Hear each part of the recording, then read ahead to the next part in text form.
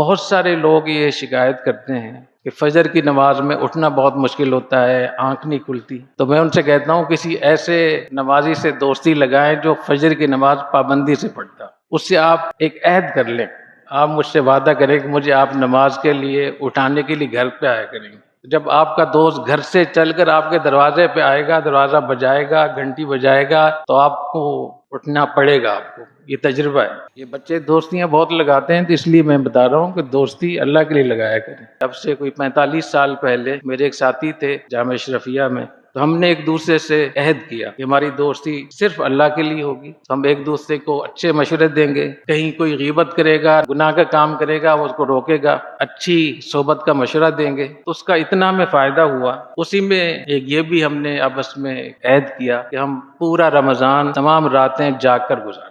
45 سال ہو گئے آج، الحمدللہ ہم دونوں دوست اس پہ قائم ہیں۔ اور وہ میرے دوست حافظ نہیں ہیں، مفتی عبدالجبار صاحب جو یہاں کراچی میں ہی ہوتے ہیں، وہ حافظ نہیں ہیں، لیکن رمضان میں روزانہ ایک قرآن ختم کرتے ہیں، دیکھ کر قرآن پڑھتے ہیں، یومیہ ایک قرآن ختم کرتے ہیں۔ تو اس دوستی سے بھی یہ فائدہ اٹھائیں۔ اگر ایسے دوست آپ کو مل جائیں تو یہ دوست دنیا میں بھی آپ کے لیے کامیابی کا ذریعہ ہوں گے اور آخرت میں بھی کامیابی کا ذریعہ ہوں گے۔ اللہ تعالیٰ ان کو یہ صلاحیت دیں گے کہ ان کو اپنے دوستوں کے ایمان کا پتہ چل جائے گا۔ ابھی ہم نہیں ایک دوسرے کے بارے میں بتا سکتے، یہ تو ہم بتا سکتے ہیں کہ اس نے کلمہ پڑھا ہے، لیکن دل میں ایمان ہے یا نہیں ہے، یہ قیامت کے دن اللہ اپنے دوستوں کو یہ صلاحیت عطا فرمائیں گے۔ تو اپنے ہاتھوں سے اپنے دوستوں کو نکالیں گے۔